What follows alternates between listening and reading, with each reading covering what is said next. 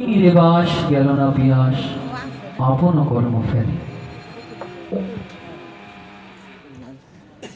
শাস্ত্রকার বললেন, সমুদ্রের তীরে বাস করে যেন তোমার তৃষ্ণা নিবারণ হলো না, তেমনি এই প্রেমময় গৌরাঙ্গ সুন্দরের প্রেম সম্পদ হরিনাম যিনি করতে পারলেন না, তিনি ওই জল থাকা সত্ত্বেও তৃষ্ণার্ত রয়ে গেলেন। শাস্ত্রকার বললেন, কৃষ্ণ নব জলধর, কৃষ্ণ নব জলধর জগত শস্যের উপর বরিশয়ে লীলামৃত ধার। সেই সমস্ত লীলা গুণকথা, ভগবানের লীলা গুণকথা, সেই শ্রীমতী রাধারানীর প্রেম তত্ত্ব কথা যদি শ্রীমন গৌরাঙ্গ মহাপ্রভু যদি না আনতেন, না আসতেন, তাহলে সে আমরা এই হরিনামও পেতাম না, এই সম্পদটুকু পেতাম না। কোন সম্পদ? অনর্পিত চরির চির করুণায় অবতীর্ণ কলাও সমর পয়ত উন্নত জল রস ভক্তি শ্রী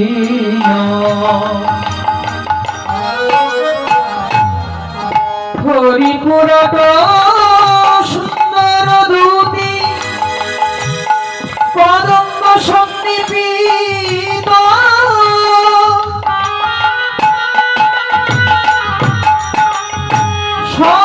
সোনারি দয় কন্দারে ঈশ্বরতা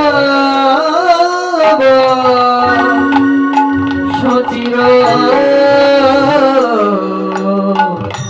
নন্দন।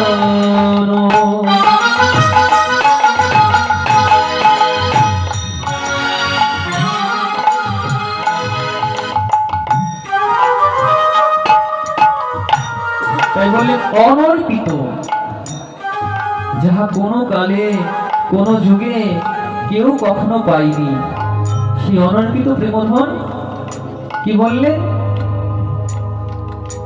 হরের নাম হরের নাম হরের নামৈব কেবলম কালো নস্তেব নস্তেব নস্তেব গতিরন্যথা। আমরা অধিকাংশ সময় শুনে থাকি যে হরিনাম ছাড়া এই কলিহত জীবের কোনো গতি নাই, গতি নাই, গতি নাই। আসলে বাবা, কলিকালে নাহি দান তপ যজ্ঞ, একমাত্র যদি হরিনাম করা হয় তাহলে সর্বব্রতের ফল, সেই সর্বযজ্ঞের ফল এই হরিনামে মিশ্রিত আছে।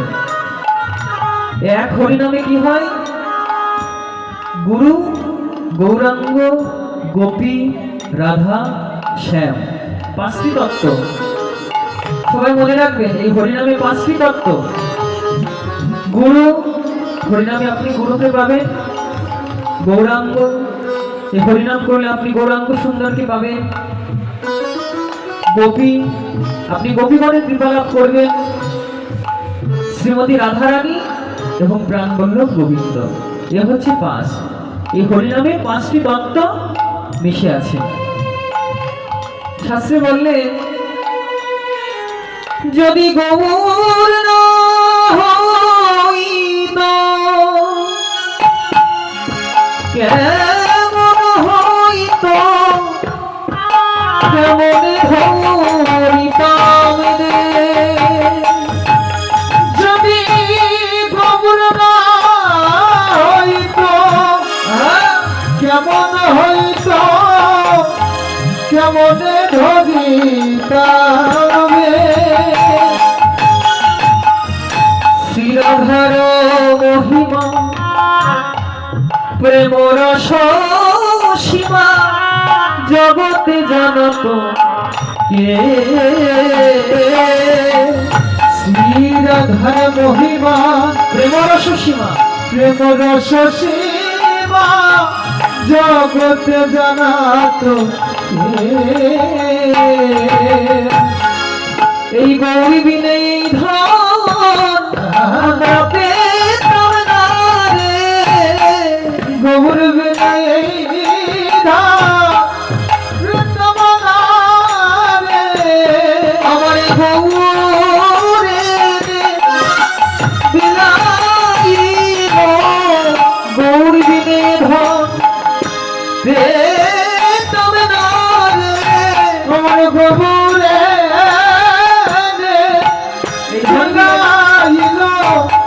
গৌর বিনে ধন পেতাম না রে।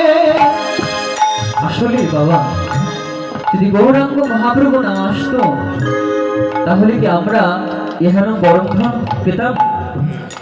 এ ধন পেতাম না। এই কলি যুগে জন্মগ্রহণ করে যেজন আমার গৌরাঙ্গ মহাপ্রভুকে চিনলেন না, তার জন্ম ঠিক শাস্ত্রকার বললেন তার জন্ম হইল অকারণে। সেই পরম প্রেমময় গৌরাঙ্গ মহাপ্রভু। দেখো জীবের স্বরূপ কি? কৃষ্ণ দাস। আমরা কি করি? আমরা যে ভগবান শ্রীকৃষ্ণের দাস সেটাই আমরা ভুলে যাই। আজ এই হরিনাম আমরা তো বলি এত হরিনামের মাহাত্ম্য, শাস্ত্রে অনেক বর্ণনা আছে বাবা, আমরা একটা তুলে ধরছি। শুধু একবার রাম নাম নিলে কি হয়? শুধু একবার রাম নামে কি হয়, আর পরিপূর্ণ হরিনামেই বা কি হয়? আজকে আমরা আস্বাদন করব সেই ভক্তের কথা, যিনি একজন অহিন্দু কুলে জন্মগ্রহণ করে যার রাম নামে এতটা প্রেম, রাম নামে এতটা ভক্তি। কেন এই ভক্তিটা হলো?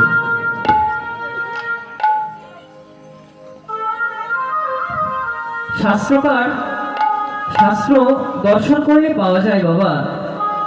আমরা তো দেখি বাবা অনেকে ধর্মান্তরিত হয়েছে না, অনেকে হয়, কিন্তু তাদের পূর্বপুরুষ কিন্তু সনাতন ছিল।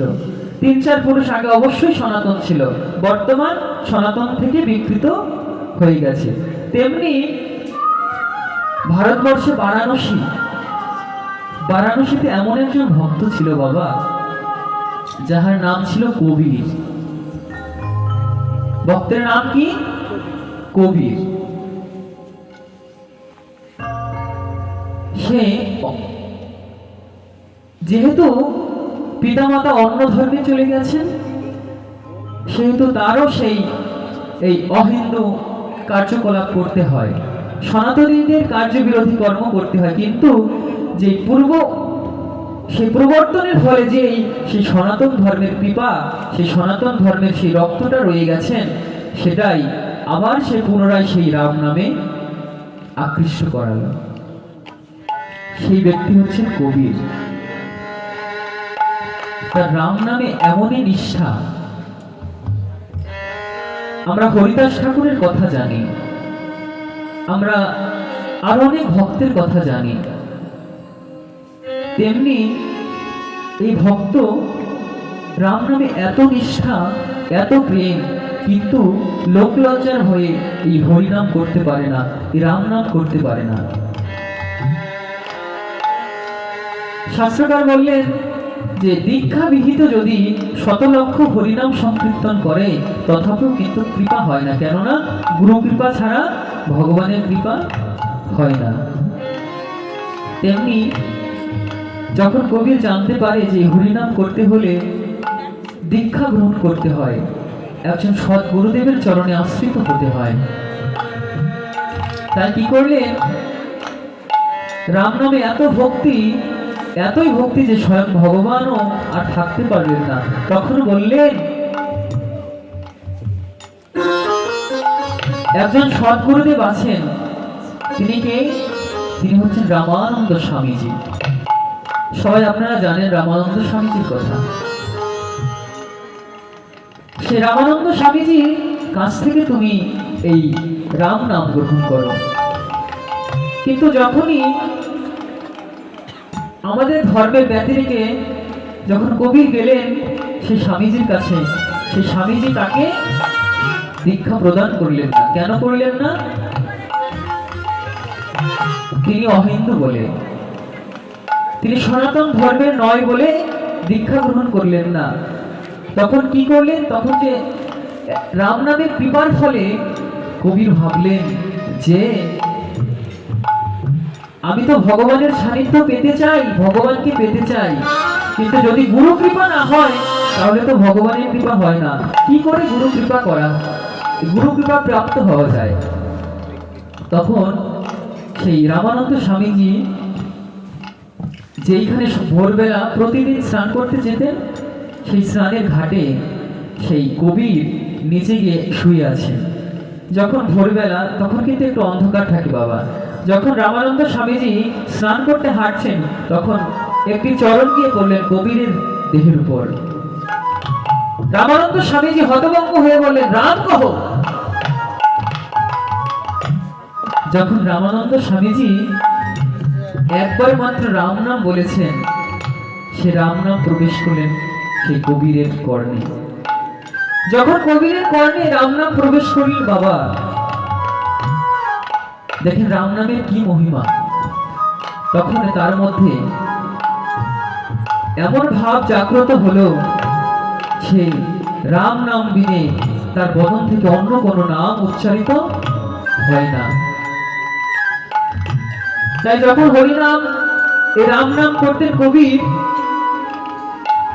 তখন তার পিতামাতা বললেন, কবির এই রাম নাম তুই কোথায় পেলি কবির? এই রাম নামটা আমরা তোকে শেখাইনি। তখন বললেন, আমার গুরুদেব আমাকে কৃপা করেন। গুরুদেব কিভাবে কৃপা করতে পারে? একজন অন্য ধর্মের মানুষকে কিভাবে কৃপা করতে পারে? তখন বললেন, কে তোর গুরুদেব? সেই গুরুদেবকে ডেকে আন।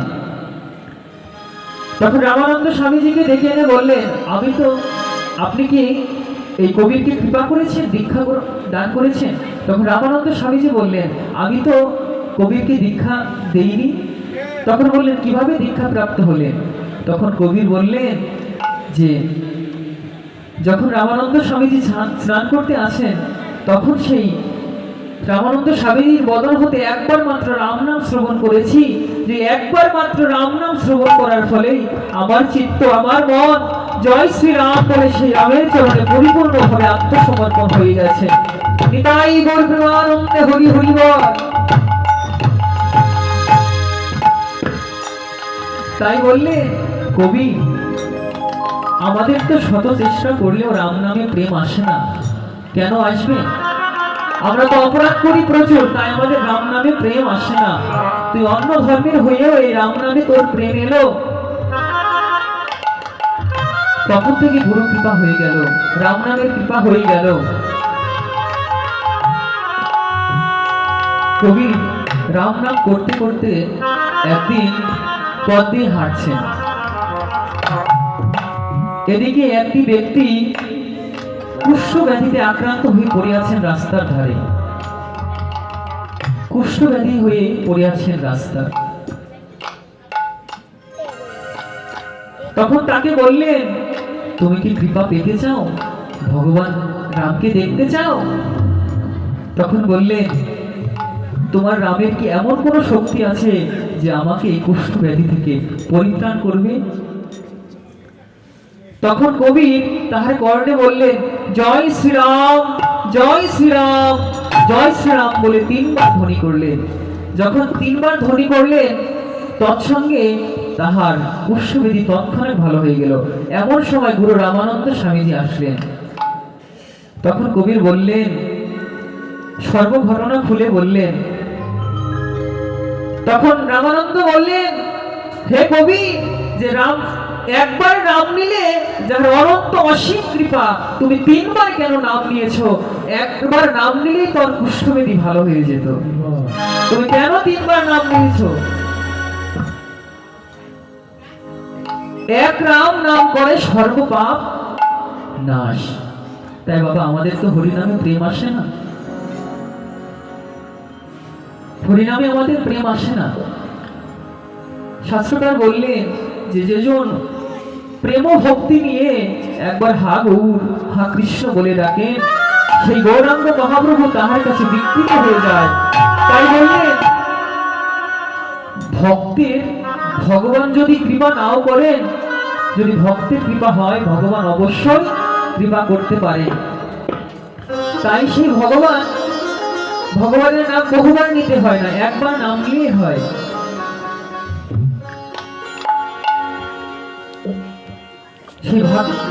সেই ভগবানের কথা, অমীয় কথা, সে গৌরাঙ্গ মহাপ্রভু এসেছেন। কোথায় এসেছেন? নদিয়া নবদ্বীপ ধামে। আমাদের গৌরে লরে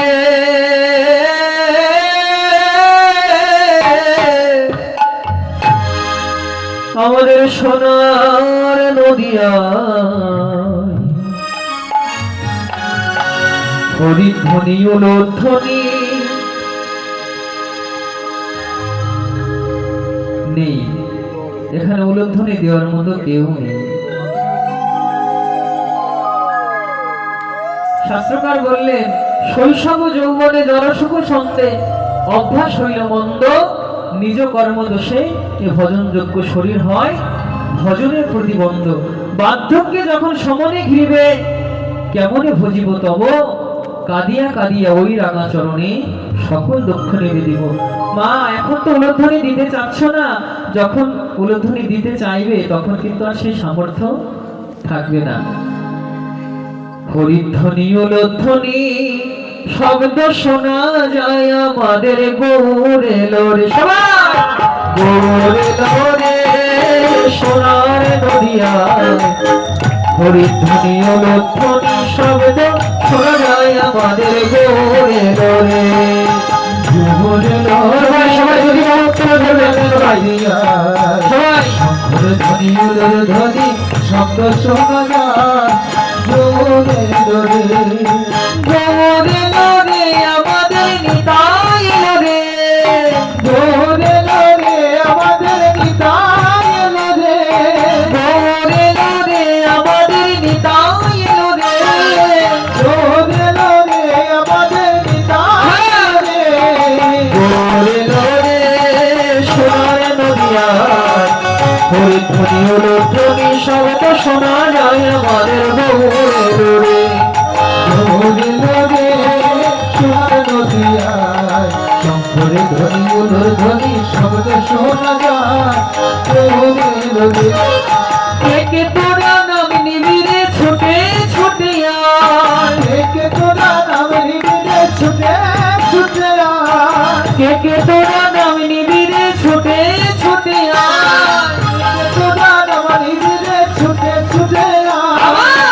গৌরে লরে সোনার নদিয়ায়, হরিধ্বনি উলধ্বনি শব্দ শোনা যায় আমাদের গৌরে লরে। গৌরে লরে সোনার নদিয়ায়, হরিধ্বনি উলধ্বনি শব্দ শোনা যায় গৌরে লরে। শুধু গৌর এসেছেন কি বাবা? গৌরাঙ্গ মহাপ্রভু এসেছেন, নিত্যানন্দ প্রভু এসেছেন, শ্রীবাস ঠাকুর সবাই এসেছেন। তাই বললেন, নিতাই গৌর হরি বল, নিত্যানন্দ বল, শ্রী অদ্বৈত বল, শ্রীবাস গদাধর বল। নিতাই গৌর হরি বল, নিত্যানন্দ বল, শ্রী অদ্বৈত বল, শ্রীবাস গদাধর বল। নিতাই গৌর হরি বল, হরি বল, হরি বল, হরি বল। নিতাই গৌর হরি বল, হরি বল, হরি বল, হরি বল। বাবা, সবার কিন্তু জড়তা কেটে গেছে, তাই তো? একাদশীর দিন সবার একটু ক্লান্তি আছে বাবা। আজকে প্রথম দিবস তো, কিছুক্ষণ পরে আজকে আমরা, হ্যাঁ অধিক রাত্র হয়ে গেছে, তাই আজকে আর তেমন সময় নেব না। আজকে এই একাদশী তিথি গরুড় পুরাণে এবং ভবিষ্যৎ পুরাণে আজকের একাদশীর কথা বর্ণনা করা হয়েছে। মাঘ মাসের শুক্লপক্ষী একাদশী, তাই তো? নাম কি? জয়া একাদশী। শাস্ত্রকার বললেন, কেউ জেনে বা না জেনে যদি একাদশী ব্রত করেন, কোন একাদশী? যদি এই মাঘ মাসের শুক্লাপক্ষী একাদশী, এই জয়া একাদশী করেন, তাহার আর কোনো জন্মে পিশাচত্ব লাভ করতে হয় না। পিশাচত্ব বলতে কি? স্বয়ং ভগবান বলেছেন। কাকে? স্বয়ং যুধিষ্ঠির মহারাজকে বলেছেন, যদি কেউ একবার এই জয়া একাদশী থাকে, আমার চরণে সর্বত্র আত্মনিবেদন পূর্বক যদি কেউ একাদশী থাকে, তাহলে তার আর প্রেতত্ব গ্রহণ করতে হয় না। প্রেত বলতে পিশাচ জনি ভোগ করতে হয় না। কোথায় বলেছেন? ভবিষ্যৎ পুরাণে বলেছেন। আমি ছোট করে সংক্ষেপে বলছি। দেবরাজ ইন্দ্রের সভায় একদিন দেবরাজ ইন্দ্রের নির্দেশে অনেক অপ্সরাগণ, গন্ধর্বগণ আসেন এবং এসে নৃত্য গীতে রত হন। তার মধ্যে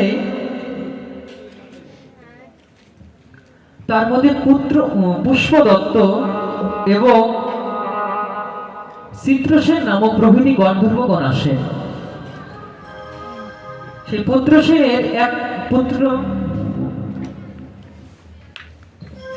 সেই পুষ্পদত্তের একটি মাত্র কন্যা পুষ্পবতী এবং চিত্রসেনের একটি মাত্র সন্তান, তিনি হচ্ছেন মাল্যবান। যখন ইন্দ্রের সভায় নৃত্য গীতে রত আছেন, যখন দেবরাজ ইন্দ্রের নির্দেশে নৃত্য হচ্ছেন, সঙ্গীত হচ্ছেন, তৎপর সেই দুজন পুষ্পবতী এবং মাল্যবানের চোখে চোখে চোখ লেগে যায় এবং তারা সেই সঙ্গীতে রসভঙ্গ হয়ে যায় এবং তারা দুজনকে দেখে এতটাই আকৃষ্ট হন যেন তাদের ইন্দ্রের সেই কথা তাদের স্মরণে নেই। যখন দেবরাজ ইন্দ্র দেখলেন তারা কামাসক্ত হয়ে গেছে, আমার এই সঙ্গীতে সেই রসভঙ্গ করেছেন, তখন বললেন, আমার আদেশ তোমরা অবজ্ঞা করেছো, তোমাদেরকে ধিক, তোমাদেরকে অভিশাপ দান করলাম, তোমরা পিশাচ যোনি প্রাপ্ত হবে। তখন বললেন হে দেবরাজ, আমরা তো পিশাচ যোনি প্রাপ্ত হব, কিন্তু আমাদের মুক্তির উপায় কি? তখন বললেন যে ভগবান বিষ্ণু তোমাদেরকে উদ্ধার করবে, তোমাদেরকে কৃপা করবে। তখন যখন পিশাচ যোনি প্রাপ্ত হলেন, তখন হিমালয়ে চলে গেলেন। এই মাঘ মাসে তো প্রচন্ড শীত বাবা, তাই তো? যখন পিশাচ যোনি প্রাপ্ত হয়েছে মাঘ মাসে প্রচন্ড শীতে তাদের সে পূর্ব স্মৃতি বিস্মৃত হয়ে গেল, তাদের কিছুই মনে রইল না। তখন এমন একটি দিন, সেটা হচ্ছে এই জয়া একাদশী। সারা দিবানিশি নির্জলা ছিলেন, কিছু আহার করেননি এবং রাত্রি অনিদ্রা যাপন করেছিলেন। তৎপরে যখন এই না খেয়ে আছেন, অনাহারে আছেন এবং সারা রাত্রি সারা কল্প অনিদ্রায় ছিলেন, হঠাৎ করেই ভগবান বিষ্ণুদেবের ভগবানের কৃপা হয়ে গেল, কৃপা হলো এবং ভক্তি সঞ্চয় করলেন। তখন এই ভক্তির ফলে তারা আবার সেই পূর্ব স্মৃতি ফিরে পেলেন, পূর্ব দেহ ফিরে পেলেন। তখন ভগবান বিষ্ণুদেব আসলেন। তখন বিষ্ণুদেবের কাছে জিজ্ঞাসা করলেন, প্রভু, আমরা তো পিশাচ জনিতে ছিলাম, আমাদের মুক্তি কিভাবে হলো? তখন বলল, তোমরা এই জয়া একাদশীর দিনে অনাহার করে আজকে তোমরা আমার চরণে পরিপূর্ণরূপে আত্মসমর্পণ করেছো বিধায় আজকে তুমি এই পিশাচ জনি থেকে মুক্তি লাভ করে। তৎসঙ্গে ভগবান বললেন, কেউ যদি এই জগতে এই জয়া একাদশী থাকে, একাদশী ব্রতী হয়, আমার চরণে সম্পূর্ণ আত্মনিবেদন করে এই একাদশী থাকে, তাহলে আর তার কোনো কল্পীয় পিশাচ যোনি লাভ করতে হয় না। তাই আমরা এমনই সৌভাগ্যবান, আজকে এই একাদশীর মতো পবিত্র দিনে আজ আমরা ভাগবতীর কথা, হরি কথা, ভগবানের কথা শ্রবণ করতে আজকে এসেছি। তাই দেখুন এই একাদশীর মাহাত্ম্যটা কত। তাই আমরা যদিও জেনে না জেনে কেউ যদি একাদশী থাকেন, তাহলে নিঃসন্দেহে সে ভগবানের কৃপা পাবে। তাই আজ এতটুকুই বলে আজ এই ভাগবতীয় কথা আজ এই পর্যন্ত বিশ্রাম করছি। কেননা বাবা এক সময় রসটা ভালো লাগে, কিন্তু অনেকটা সময় যদি রসটা থাকে, সে রসটা কিন্তু আর আস্বাদনের যোগ্য হয় না। আবার কখন আস্বাদনের যোগ্য হয়? রসটা যখন জাল দিতে দিতে মিঠাই হয়, তারপরে সীতা মিশ্রি হয়, তখন কিন্তু যেখানে সেখানে যখন তখন সেবা করা যায়। তেমনি আমার মতো অধম মোড়মতি কৃষ্ণ কথার কি বলেনি? শাস্ত্রকার বললেন যে কৃষ্ণ কথা অপরিসীম অনন্ত, কেউ শেষ করতে পারে না বিন্দু মাত্র। তাই আর যতটুকু হরিকথা কৃষ্ণ কথা বলেছি, যদি এর মধ্যে কোনো ভুল ত্রুটি থাকে, আপনারা নিজের সন্তান জ্ঞানে কৃপা করে ভুল ক্ষমা সুন্দর দৃষ্টিতে দেখবেন। আর আমাকে কৃপা করবেন যেন আমি কিন্তু বাবা তেমন কোনো পাঠক না বাবা, শুধুমাত্র আপনাদের কৃপা নিয়ে বসেছি। আপনার আশীর্বাদ করবেন যেন সবসময় এই হরিকথা কৃষ্ণ কথা এবং গুরুদেবের সেবায় যেন নিয়োজিত থাকতে পারি, এবং সারাটি জীবন যেন এই ভগবানের সেবা আপনাদের মতো সাধুগুরুর চরণ সেবা করতে করতে অতিবাহিত করতে পারি। নিতাই গৌর প্রেমানন্দে হরি হরি বংশা কল্পতরুষ্ণ